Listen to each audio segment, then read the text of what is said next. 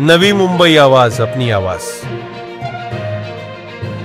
महिलांच्या बरं नीलम मोरे म्हणाल्या म्हणजे आता पुरुषांशी काय देणं घेणं नाही, पण महिला समजून चुकले आहेत। फक्त मधाचं बोट फक्त 1500 रुपये देऊन आणि महिलाही आता हे झाले।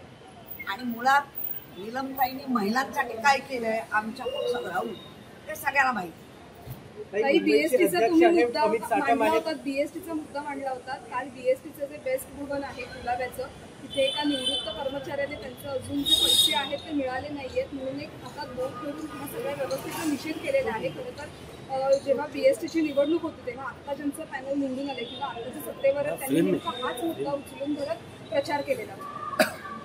हा, त्यांना हे असं खोटं नाटं पुढे आणायचं, रेटून पुढे आणायचं आणि नंतर आपण कुठेतरी जाऊन खेटून बसून जायचं। मुद्दे रेटून आणायचे, त्याच्यावरती निवडणूक जिंकायची आणि मग खेटून कुठेतरी बसून राहायचं, मग विषय संपतो त्यांच्यासाठी। अमित साटमे त्यांचं एक म्हणणं आहे, ज्या प्रकारे काही आंतरराष्ट्रीय देशांचं कलर बदलत आहे, तसंच ज्या प्रकारे जसं महापौरचं आडनाव पहिले बदललं आणि त्याच्यानंतर महाविकास आघाडी वोट जिहाद बोलतात आहे, तर याच्यात त्यांनी म्हटलेलं आहे की मुंबईला थोडं सावध राहण्याची आवश्यकता आहे। कुठल्या महापौराचं आडनाव बदललं? त्यांचं म्हणणं असं आहे की कोणी मुस्लिम महापौर तर नाही येणार।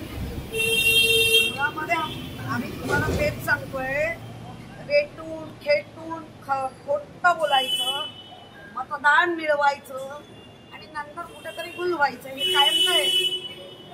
मुसलमान असे किती फोटो आता तुम्हाला लोक दाखवत आहेत, कितीतरी फोटो लोक तुम्हाला दाखवत आहेत आणि ते तुम्ही त्यांच्याशी चांगलं चालूंगण काय ते करतायत, पण मुद्दा उद्धवजींच्या फेवरमध्ये सर्व जाती धर्म एकत्र आले, त्यांना तोडण्यासाठी हा डाव चालला।